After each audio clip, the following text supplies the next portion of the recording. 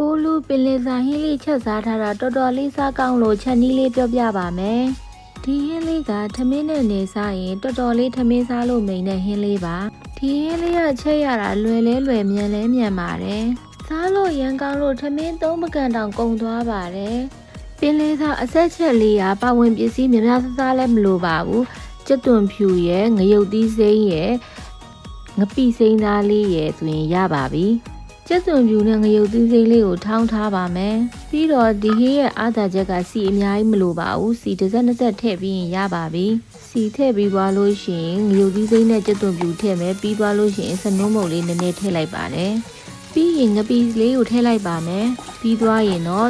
ပင်လယ်စာလေးကိုထည့်လိုက်ပါတယ်။နောက်ပြီးတော့စားနဲ့အချုံမုတ်နည်းနည်းထည့်လိုက်ပါတယ်။ပြီးသွားရင်တော့ရေလေးနည်းနည်းထည့်ပြီးသွားလို့ရှိရင်ကြက်ပါပြီ။ဒီပင်လယ်စာဟင်းလေးကကိုကြိုက်တဲ့ပင်လယ်စာအမျိုးအစားပေါင်းစုံထည့်ထားလို့ရပါတယ်။ဒီနေ့မှာတော့ပိုးလူ